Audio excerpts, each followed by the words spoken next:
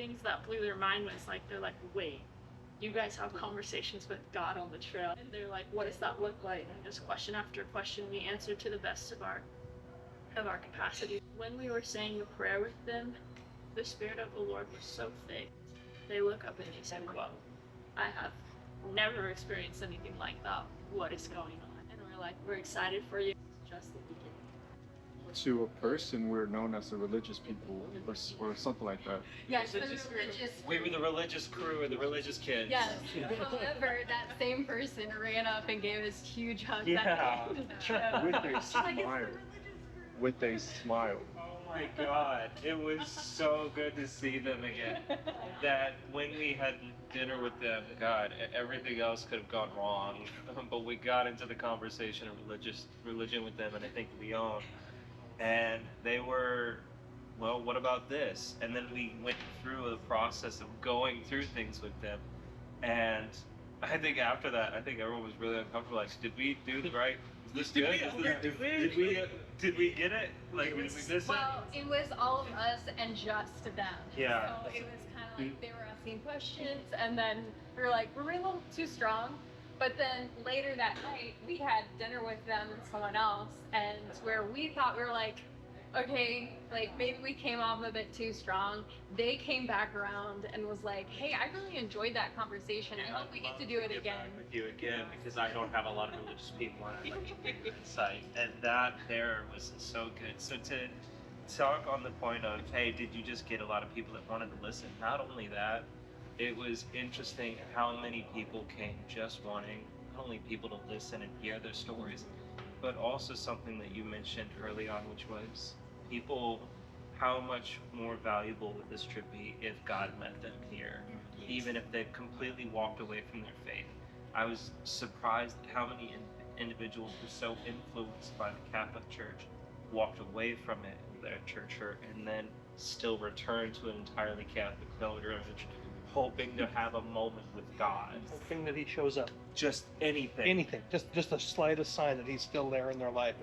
There was one person that we talked to who said, we came here for fitness reasons. They are very active. They just, love to take on physical challenges like that.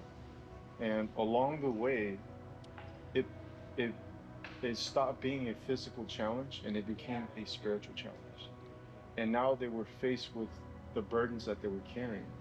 And this person is going through a separation, through a divorce. So now, instead of focusing on the physical challenge of it, now they're bringing out their heart and asking all these questions. And we had an opportunity to listen to this person and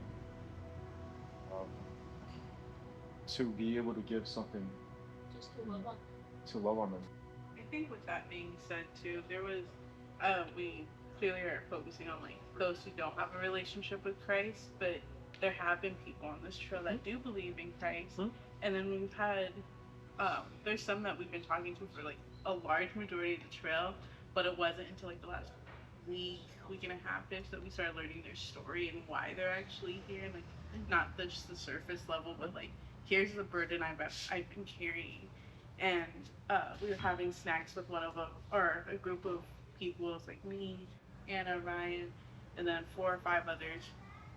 And the point got brought up, some of them said, I would have considered myself pretty anti-religious, but after leaving this trail, I'm feeling more spiritual. And I'm like, we can say like, that's not what we're aiming for, but in reality, that brings them to a closer step to being open to Christianity. Or brings them onto the field of discussion. And then we've had, there's some that we've been talking to for like a large majority of the trail, but it wasn't until like the last week and a half-ish that we started learning their story and why they're actually here, and like not just the surface level, but like here's the burden I've been carrying. The amount of conversations you get into when you just say like, hi, buen camino, and then you were there for at least 2 hours. Because even the people that you did not think would stop, you knew them, you're like, okay, they're gonna keep going, that's fine, their pace is different. They would slow down or go a bit faster just to be able to have a conversation, which was amazing. They're like, I don't know why I'm still walking. And when I talked with them, it was that spiritual challenge of, well, then there's got to be something valuable here, and you're still trying to look for this answer. That moment where they're like, oh my gosh, your conversations were so different.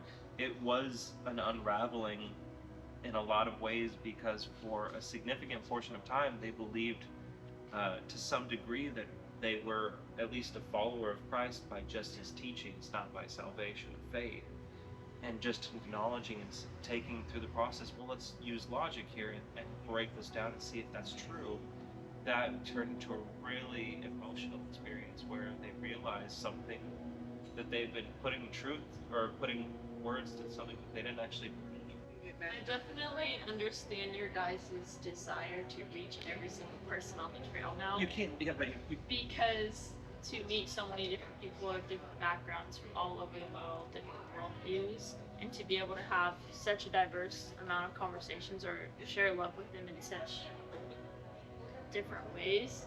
Probably about day 6, but there was several conversations happening about our people, but without us ever knowing it. And it was so fascinating to hear how it interconnected. a mission without people doesn't go very far. You got to have people that believe in where you're headed and see the vision too. So thank you. The vision that the Lord has put Put in on our front of hearts. us. Put on our heart. We only know that when we met you all that you would become part of that vision. And we're just so glad that in this experience that you see the vision too. Because we've encountered a lot of people and we explain what we've been shown.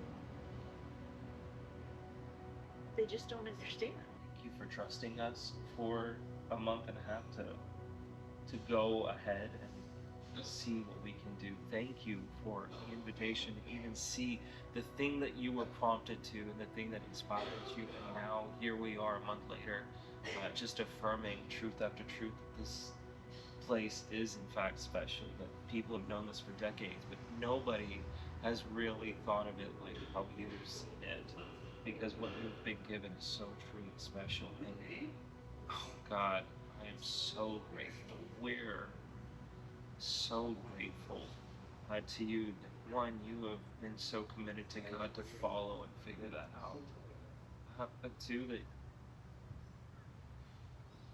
that you let us be a part of this. Thank you for being a part of it.